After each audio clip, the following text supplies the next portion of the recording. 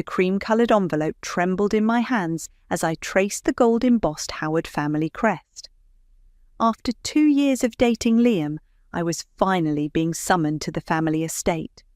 Not for a casual visit, but for the formal announcement of our engagement. I'm Regina, and until 3 years ago, I was just another farm girl from Missouri with a sewing machine and big dreams. Now I run my own boutique in Manhattan, though you wouldn't know it from the way Vivian Howard's lips curl whenever someone mentions my little shop. Don't let her get to you, Liam said, wrapping his arms around my waist as I stood at our apartment window. Mother's just traditional. Traditional, I laughed, but it came out hollow. Is that what we're calling it now? Regina? I heard her last week, Liam, at the country club. I turned to face him. That girl wouldn't know Valentino from Value Village. Those were her exact words.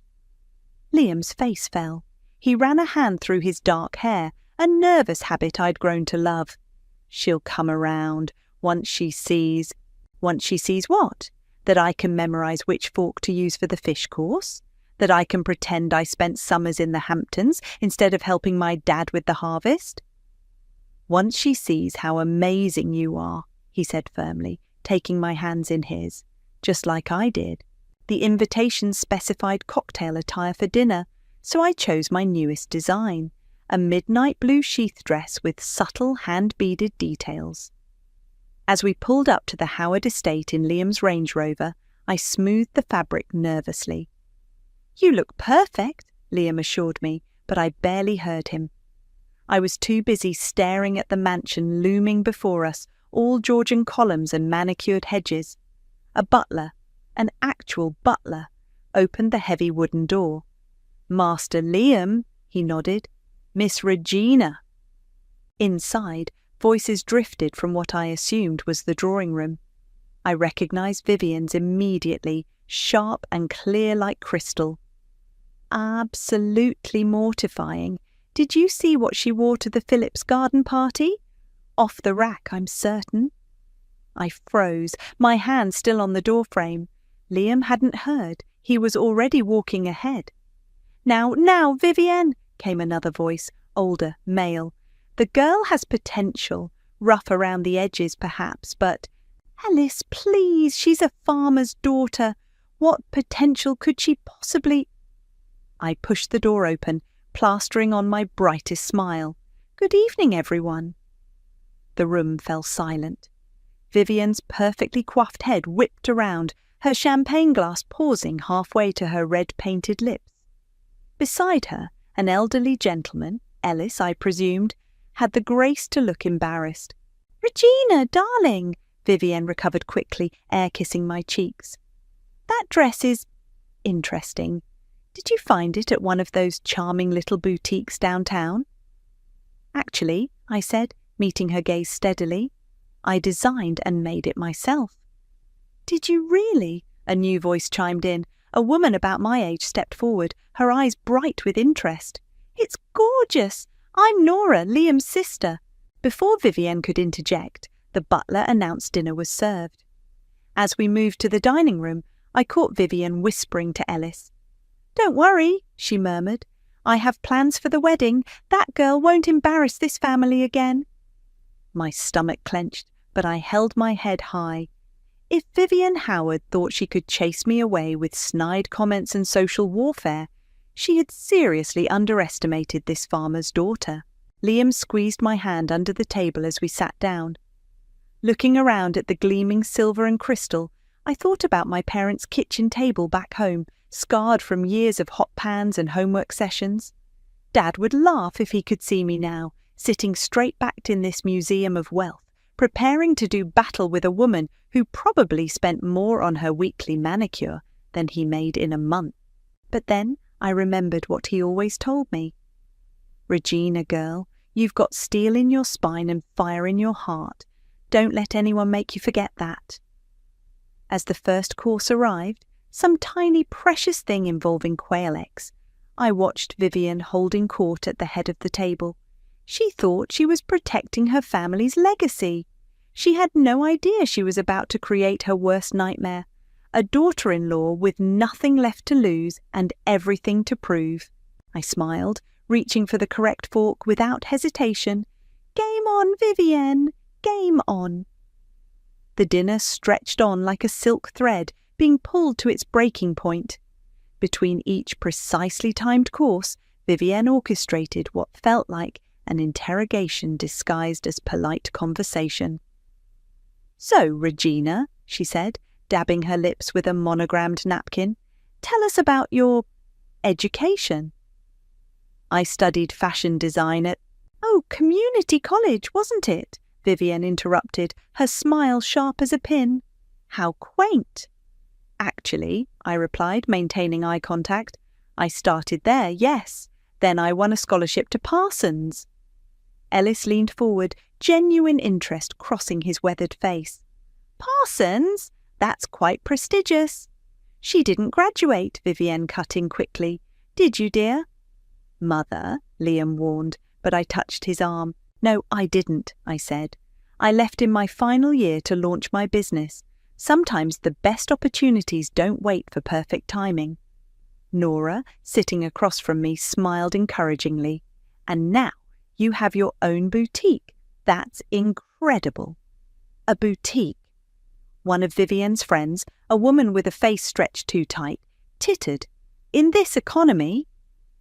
"Speaking of economy," Vivienne said, signalling for wine refills, "Liam, darling, how is the merger going?" I watched my fiancé shift into business mode, discussing million-dollar deals with the same ease I used to discuss weather patterns with my father during planting season. Under the table, my phone buzzed. A text from Hayden. "Emergency at the shop. Collection samples arrived damaged. Call me." I excused myself, ignoring Vivienne's pointed comment about proper dinner etiquette. In the hallway, I found a quiet corner near a massive oil painting. "How bad?" I asked when Hayden picked up. "Remember that boutique in Paris, the one that wouldn't even look at our lookbook last season? They want to stock the entire spring collection, but they need to see samples next week." My heart raced. Next week? That's impossible. Maybe. Unless you're Regina from Missouri, who once made prom dresses for half her high school class in under 2 weeks. I laughed, then quickly lowered my voice as footsteps approached. "Send me the details, Having trouble with your little shop?" Vivienne's voice sliced through the air. She stood with Ellis, both holding fresh drinks. "Not at all," I said, sliding my phone away. "Actually, we just—" "Regina, dear," she interrupted again, "I hope you understand that being a Howard means certain expectations, social obligations, charity boards. You can't be running around playing seamstress." "I'm not playing anything," I said quietly. "I'm running a business." Ellis cleared his throat. "Vivienne, perhaps—" "No, Ellis. She needs to understand." Vivienne stepped closer, her perfume overwhelming. "The Howard name means something in this city. We don't work in retail." "Times change," I said, straightening my spine. "And so do families." "Do they?" She smiled, but it didn't reach her eyes. "We'll see about that. Ellis, would you excuse us? I need to discuss the wedding plans with my future daughter-in-law." Ellis hesitated, then squeezed my shoulder as he passed. "Good luck, my dear." Once he was gone, Vivienne's facade cracked slightly. "Listen carefully. The Howard bride always wears the family gown. It's been worn by every Howard woman for 4 generations. I actually plan to design—" "This isn't a negotiation." Her voice could have frozen champagne. "You'll wear the gown, you'll join the right committees, and you'll close that little sweatshop of yours. That's the price of becoming a Howard." Before I could respond, voices approached, Liam and Nora, looking for us. "Everything okay?" Liam asked, his eyes darting between us. "Wonderful," Vivienne trilled, her society smile back in place. "I was just telling Regina about our family traditions, the gown especially. You'll love it, dear. It's being altered as we speak. As we walked back to dinner, I caught a whispered exchange between Vivian and another guest in the shadows. Everything arranged? Yes, the alterations will ensure it's memorable. My hands clenched into fists. I thought of the Paris opportunity, of my dad's words about steel and fire, of every dismissive comment about my little shop. Liam touched my waist. You're shaking. What did she say to you? I forced a smile. Nothing I can't handle. And I meant it, because what Vivian didn't know was that this farmer's daughter had learned long ago. The best way to deal with someone trying to bury you is to show them how well you can grow.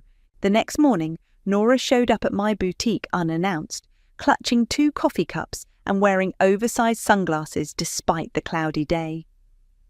I needed to escape, she said, collapsing onto my design room couch. Mother's in full wedding planning mode. I think she made the florist cry. I threaded a needle, continuing work on a prototype. Just the florist? She's losing her touch. Nora laughed, then grew serious. Listen, about the family gown. Let me guess. It's cursed, made from the tears of previous Howard brides. Worse.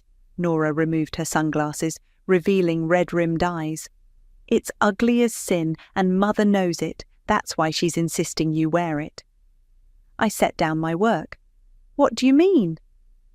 Remember Caroline, my cousin who married into the family 5 years ago? Nora pulled out her phone, scrolling through photos. Mother did the same thing to her, insisted on the gown, then had it altered to look absolutely horrible. Caroline looked like a Victorian lampshade. The photos were everywhere. What happened to Caroline? Divorced within a year. She couldn't handle the pressure, the constant criticism. Nora's voice cracked, just like my first husband.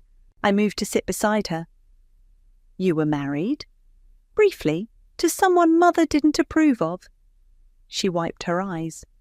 An artist. Can you imagine? A Howard married to someone who actually created things with his hands. What happened? Mother happened. She has this way of crushing people, making them feel small, insignificant. She drove him away, then convinced everyone it was for the best. Nora gripped her coffee cup tighter. That's what she does. She controls everything, the family business, our social circles, our lives. And Liam just accepts this. Liam's different. He's the heir, the golden child. He doesn't see how she manipulates everything. Nora turned to face me. But you do, don't you? You see right through her. Before I could respond, Hayden burst in, arms full of fabric samples. Regina, the Paris buyers moved up the timeline. They want... Oh, hello. Nora, this is Hayden, my business partner, I said. Hayden, this is Liam's sister. The nice Howard, Hayden said, dumping the samples on my workbench. I've heard about you. Nora stood, examining the fabrics with genuine interest. These are gorgeous. Are they for your new collection? Yes, I said, then hesitated. Actually, would you like to see something? I led them to a locked room at the back of the shop. Inside, a half-finished wedding dress stood on a mannequin, layers of silk and hand-beaded lace flowing like water. Oh my God, Nora breathed. You're making your own dress. Mother will lose her mind, Hayden said gleefully. Mother can't know, Nora said quickly. Not yet, but Regina, this is incredible. It's not finished, I said, adjusting a panel. But when it is? It'll be your masterpiece, Hayden finished, and your Declaration of Independence. Nora touched the fabric reverently. You know what this reminds me of? The dress in that old photograph, the one of Grandmother on her wedding day, before the family gown tradition started. What happened to that dress? I asked. Nora's face darkened. Mother happened. She locked away anything that didn't fit her vision of what the Howards should be, including Grandmother's journals. Journals? Yes, about the family business. The real story, not the sanitized version Mother tells at parties. Nora's voice dropped. Did you know our fortune didn't come from old money? Grandmother built the company from nothing. She was a lot like you, actually. But Mother buried that truth, just like she buried the dress. Hayden whistled low. Now that would be quite a story to come out, especially with the society papers already sniffing around for wedding coverage. I stared at my unfinished dress, an idea forming. Nora, those journals. Where exactly did your mother hide them? In the East Wing study behind Grandfather's portrait. Why? Because, I said, a plan crystallizing in my mind. Maybe it's time for some family traditions to see the light of day again. Nora's eyes widened. You're not suggesting. I'm suggesting that your mother isn't the only one who knows how to orchestrate a perfect reveal. I turned to Hayden. How do you feel about a slight delay on those Paris samples? Hayden grinned. For this, I'll call them right now.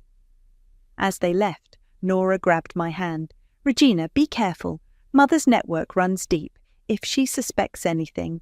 Don't worry, I said, looking at my dress. Sometimes the best way to fight silk with silk is to make sure you're wearing the stronger thread. Hold still, I muttered around a mouthful of pins, making final adjustments to my wedding dress. 3 weeks until the ceremony, and my hands wouldn't stop shaking. Regina! Hayden burst into the workroom, face flushed. You need to see this! She thrust her phone at me. On the screen was a photo of the Howard family gown, recently altered for my big day. It looked like someone had skinned Big Bird and turned him into a dress. The waist was impossibly small, the neckline would reach my ears, and the yellowed lace resembled mouldy doilies. Where did you get this? The seamstress's assistant? I may have bribed her with front-row Fashion Week tickets. Hayden zoomed in on details. Look at these alterations. They're designed to make you look like a laughingstock, I finished. Vivian's perfect revenge. My phone buzzed. Liam calling. I let it go to voicemail. You can't avoid him forever, Hayden said softly. He's going to notice something's wrong. I know. I returned to my dress, fingers tracing the intricate beadwork. But if I tell him what his mother's doing, he'll have to choose sides. The door chimed. Nora slipped in, carrying a leather-bound book. I got it, she whispered, though we were alone. Grandmother's journal. Mother was at her charity board meeting, so I had time to search the study. My hands trembled as I opened it. The pages were filled with elegant handwriting, telling a story very different from the Howard legacy Vivian preached. Listen to this, I read aloud. Today I sold my first dress, not to a society lady, but to a farmer's wife who saved 3 months' egg money to look beautiful at her daughter's graduation. Her smile when she saw herself in the mirror, that's worth more than all the silk in Paris. Keep reading, Nora urged. They say I'm bringing shame to the family name, selling dresses to common folk, but every woman deserves to feel extraordinary, whether she's dancing at the plaza or feeding chickens at dawn. Hayden whistled. So the great Howard fortune started with a dressmaker, who married into the family, Nora added.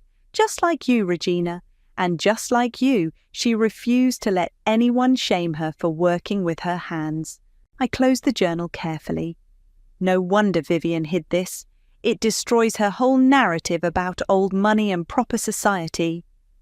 The door chimed again. This time it was Ellis, looking worried. Regina, my dear, I'm glad I found you. He glanced at the dress on the mannequin but didn't comment. I've just come from lunch with Vivienne. She's planning something for the wedding, something more than just the dress. My stomach clenched. What kind of something? I don't know details, but she was meeting with a reporter from Social Pages. Something about an exposé on new money trying to buy class. She wouldn't, Nora gasped. That would hurt Liam too. She would, I said, remembering Caroline's fate. She'd rather humiliate her son than let him marry someone who threatens her control. Ellis stepped closer to my dress, admiring the craftsmanship. You know, this reminds me of Catherine's work. Catherine? Your grandmother, he said to Nora. We were friends before Vivian. Well, she would have loved this. And you, Regina, she would have recognised that same fire. I stood straighter. Ellis, how would you like to help us with a little historical restoration? What did you have in mind? I outlined my plan quickly. Ellis's eyes widened, then he broke into a broad grin. Catherine would have absolutely loved this, he said. Count me in. Me too, Nora said firmly. It's time someone stood up to Mother. Hayden was already on her phone. I'll call in some favours with the fashion press. If we're doing this, let's do it right. I returned to my dress, adding another layer of beading. Each crystal caught the light like a tiny act of defiance. My phone buzzed again. Liam, this time I answered. Regina, Mother wants us to come for a final fitting of the family gown tomorrow. I looked at my allies, Nora clutching her grandmother's journal, Ellis making notes in his phone, Hayden coordinating with press contacts. Of course, I said sweetly. Wouldn't miss it for the world. After hanging up, I touched the silk of my creation, the dress that would either be my triumph or my downfall. You know, Ellis said quietly, Catherine always said that true elegance isn't about who you were born to be, but who you choose to become. I smiled, picking up my needle. Then let's give Vivian a lesson in elegance she'll never forget. The Howard Mansion's fitting room felt like a torture chamber. I stood on a pedestal, drowning in yards of yellowed silk and ancient lace, while Vivian circled like a shark scenting blood. Perfect, she purred, adjusting the neckline to choke me further. Absolutely perfect. The seamstress, a nervous woman named Marie, kept shooting me apologetic looks as she pinned the monstrosity according to Vivian's instructions. Mother, Nora said from her perch by the window, don't you think the waist is a bit tight? Nonsense. Regina will simply need to watch her diet until the wedding. Vivian's smile could have cut glass. We want her to look her best in the family photos, don't we? My phone buzzed in my purse. Probably Hayden with updates about our plan. I'd have to wait. Speaking of photos, Vivian continued, I've arranged for exclusive coverage with social pages. They're very interested in our family traditions. How thoughtful, I managed through gritted teeth. The door opened and Liam walked in. He stopped short, staring at me in the dress. That's different from what I remember. We've modernised it slightly, Vivian said smoothly. Regina, dear, turn around so Liam can see the full effect. I turned, the ancient fabric crackling like paper. Liam's face fell for just a second before he caught himself. It's very traditional, he said diplomatically. My phone buzzed again. This time Vivienne noticed. Popular today, aren't we? She gestured to Marie. Check that, dear. It might be important. Marie retrieved my phone, her eyes widening at the screen. It's from Fashion Weekly. Vivian snatched the phone. Fashion Weekly! Why would they be... Her face went pale as she read the message. Mother, Nora asked innocently, is everything all right? What? Vivian's voice shook.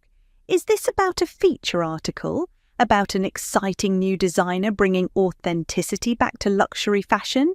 I met her eyes in the mirror. Oh, that!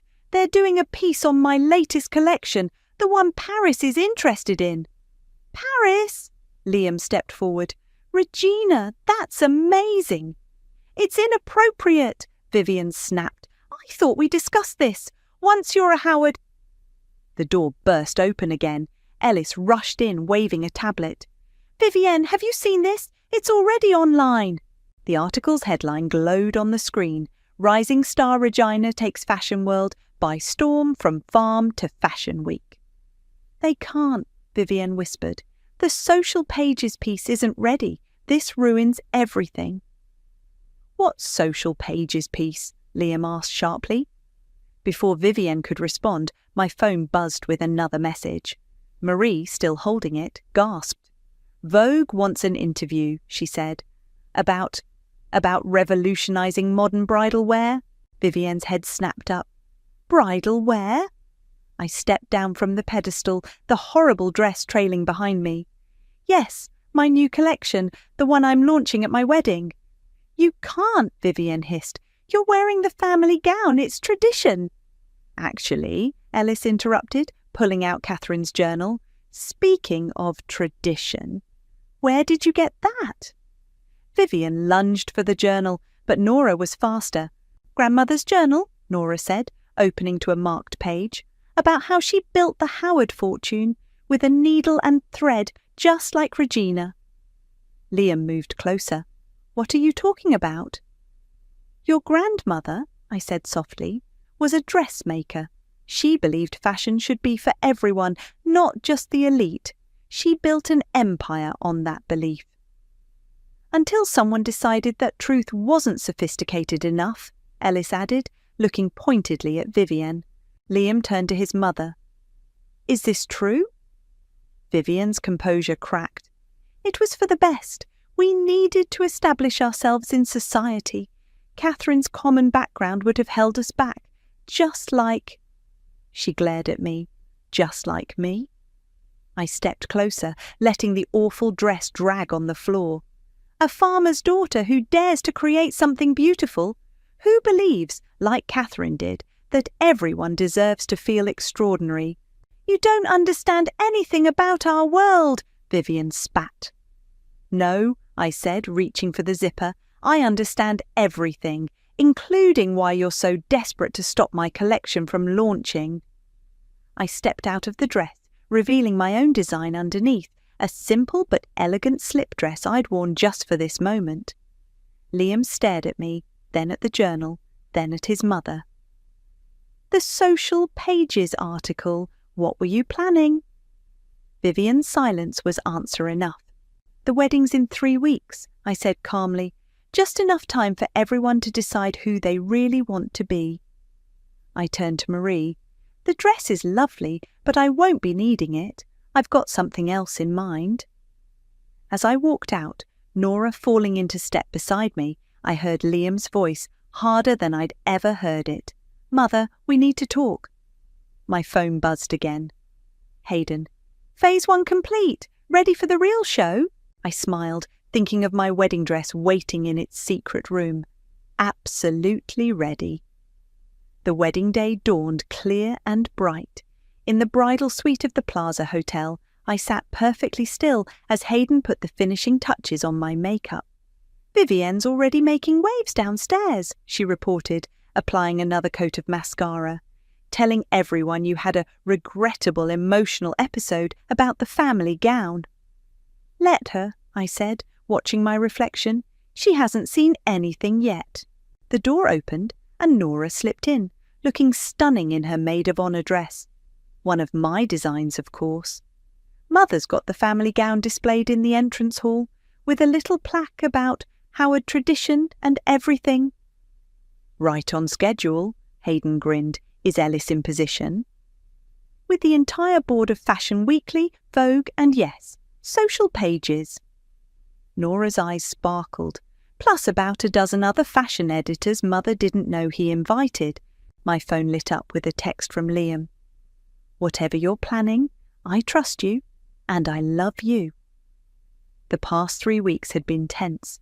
After discovering his grandmother's journal, Liam had confronted Vivienne about years of manipulation. She'd responded by threatening to withdraw his position in the family company. He'd responded by revealing he'd already started his own investment firm. A knock at the door made us all jump. "Regina!" It was my dad. "You ready, sweetheart?" I stood, still wrapped in a silk robe. "Almost. Just need to get into my dress." "Dresses," Hayden corrected with a wink, wheeling in 2 garment bags. Dad's eyes widened as we revealed the first dress, a perfect recreation of Catherine Howard's original wedding gown, reconstructed from photos in her journal. simple, elegant, revolutionary for its time. "This is for the ceremony," I explained, as Hayden and Nora helped me into it. "The second one is for the reception." "And Madame Vivienne?" Dad asked, understanding in his eyes. "Has no idea." I smoothed the vintage-inspired silk. "Ready?" The ceremony space fell silent as the doors opened. I heard gasps, not of horror as Vivienne had planned, but of awe. Through my veil I saw her face go from smug anticipation to shock as she recognized the design. Liam's eyes were wet as I reached him. "Grandmother's dress," he whispered.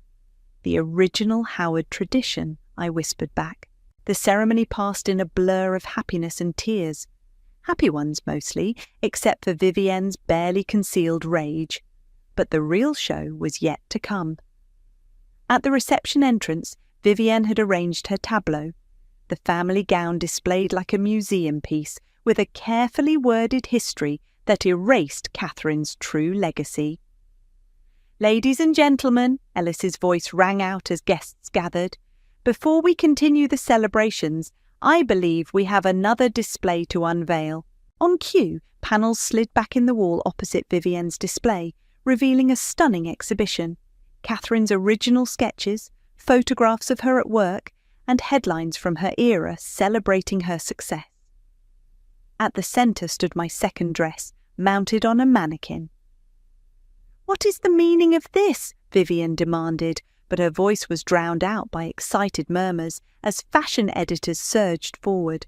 "The true Howard legacy," Ellis announced, "a story of innovation, determination, and the belief that true elegance knows no social bounds. And now the bride will honour that legacy with her own design." I stepped out in my second dress, a modern masterpiece that echoed Catherine's aesthetic while blazing its own trail. The crowd erupted in applause. "You can't," Vivienne started, but Nora cut her off. "Actually, Mother, we can. The board voted this morning. Regina's designs will be the foundation of a new Howard fashion house, returning to Grandmother's original vision." "With a modern twist," I added, meeting Vivienne's eyes, "because traditions should evolve, not entrap."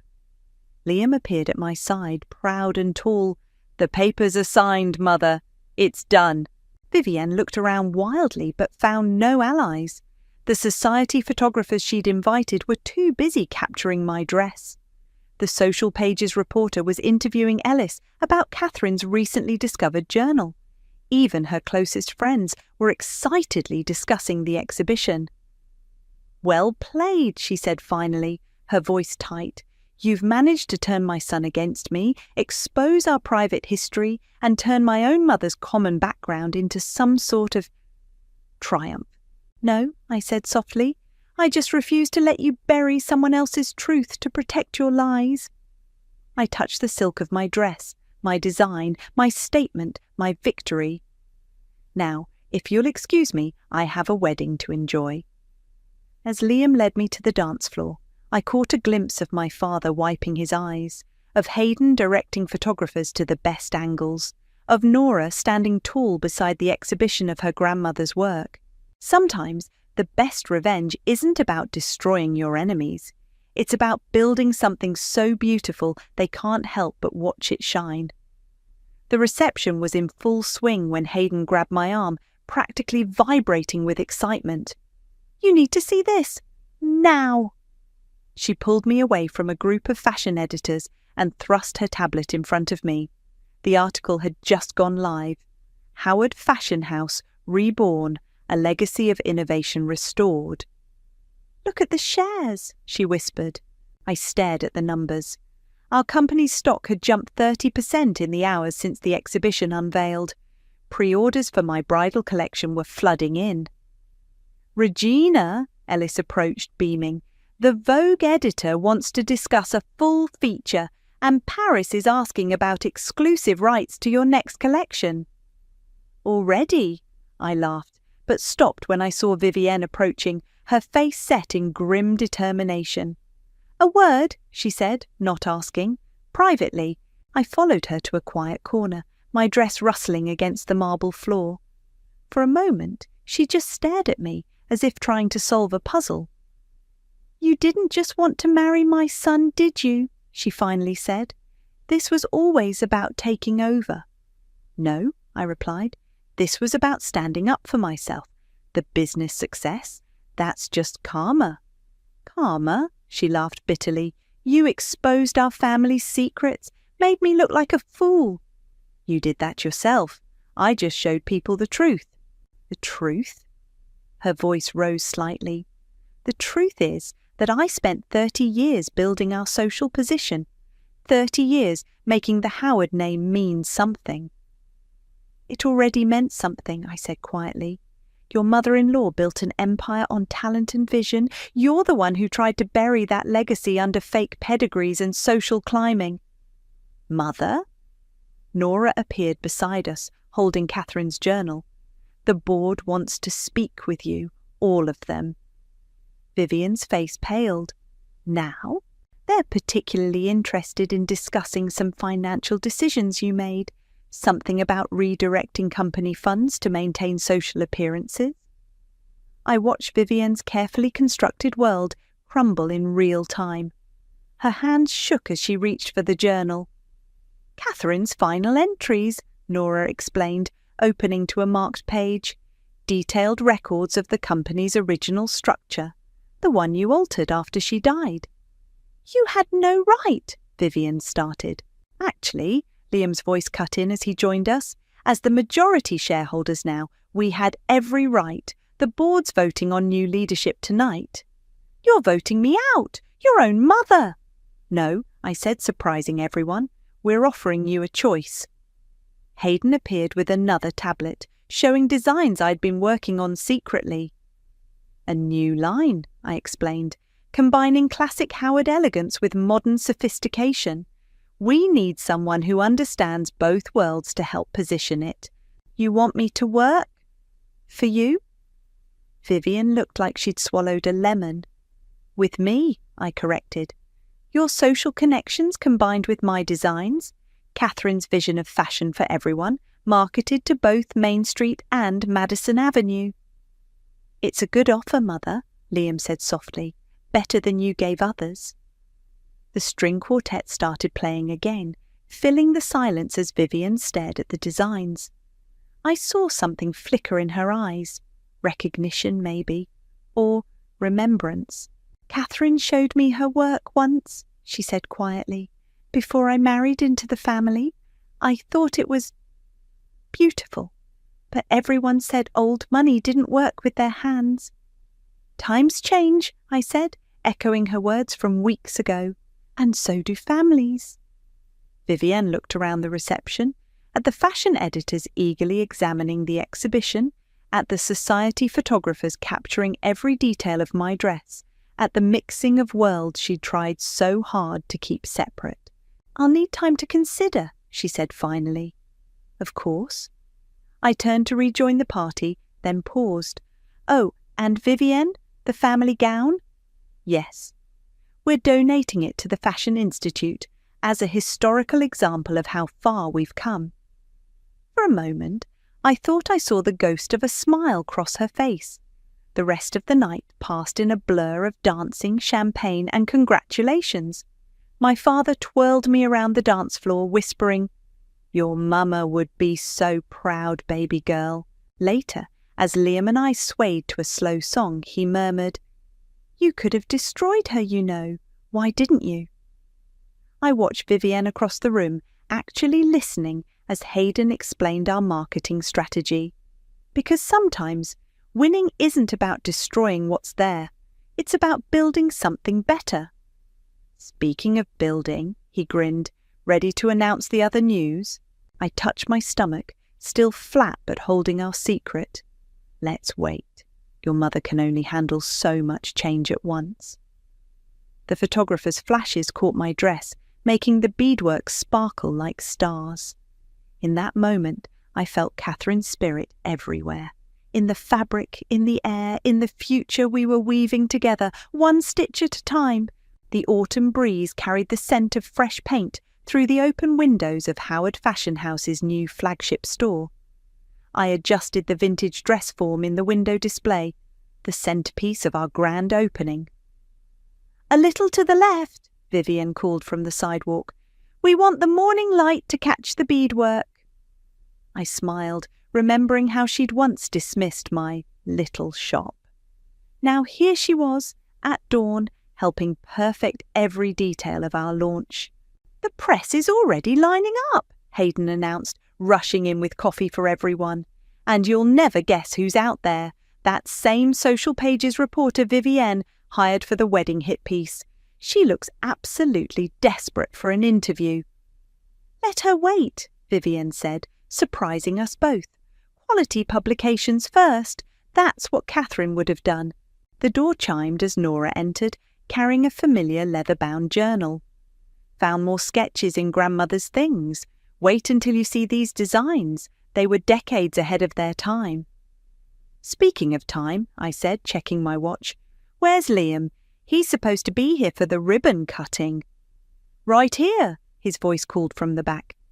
He emerged carrying a large framed photo, one I hadn't seen before. Ellis found this in his archives, thought it deserved a special place. The photograph showed Catherine in her workroom, surrounded by fabrics and dreams, her face bright with purpose. Below it, a simple quote from her journal. "Fashion isn't about who you were born to be, but who you choose to become." "Perfect spot for it," I said, pointing to the wall behind the main counter, right where everyone can see it. "Regina!" My father's voice boomed as he entered, still looking slightly out of place in the suit I'd designed for him. "The delivery's here!" We all rushed outside to where a truck was unloading racks of clothing. My newest collection, inspired by both farm life and high fashion. Work shirts reimagined in silk, denim elevated with hand-beading practical shapes transformed into elegant statements. "It's really happening," Nora whispered, touching a sleeve reverently. Vivian stepped forward, adjusting a display piece with practiced precision. "The proportions are perfect, and the craftsmanship." She paused, meeting my eyes. Catherine would have been proud. "Thank you," I said softly, recognizing how much those words cost her. The morning flew by in a whirlwind of final preparations. As opening time approached, I slipped into the back office for a quiet moment. On my desk sat a small gift box with a note, "For the next generation of Howard designers." V. Inside was a delicate silver thimble, clearly antique. A small note explained, "Catherine's first tool, found in her things, thought you should have it." "Everything okay?" Liam asked from the doorway. I showed him the thimble, watching his eyes soften with understanding. "Mother's full of surprises lately," he said, wrapping his arms around me. "Speaking of surprises, how's our little secret doing?" I touched my slightly rounded stomach, hidden by the clever draping of my dress. "Growing strong, like everything else around here." "Miss Regina," Ellis called, "it's time!" We stepped out to find the sidewalk packed with press, fashion editors, and eager customers. Vivian stood ready with the ceremonial scissors, looking every inch the proud matriarch, but different now, somehow, softer around the edges. "Before we open," she announced to the crowd, "I want to say something. For years, I thought I was protecting the Howard legacy. Instead, I was hiding it. Today, thanks to my daughter-in-law's vision, we're not just restoring that legacy. We're evolving it." She turned to me, offering the scissors. "Would you do the honours?" As I cut the ribbon, cheers erupted. Cameras flashed, the doors opened, and people flooded in, touching the clothes with reverent hands, exclaiming over the designs, pointing to Catherine's photograph. "Well," my father said, appearing at my side, "not bad for a farmer's daughter." I watched Vivian expertly guide fashion editors through the collection, saw Nora explaining Catherine's influence to reporters, noticed Hayden tracking sales on her tablet with growing excitement. "You know what, Dad?" I said, touching the thimble in my pocket. "I'm not just a farmer's daughter anymore. I'm a designer, a businesswoman, a wife." I patted my stomach secretly. "And soon I'll be a mother. But most importantly, I'm myself. The morning light streamed through the windows, catching the beadwork just as Vivian had planned. In its glow, I saw the future we were building, not just a fashion house, but a home for creativity, authenticity, and second chances. Sometimes the greatest revenge isn't in tearing something down, but in building something so magnificent that everyone rises with it, even those who once tried to make you fall.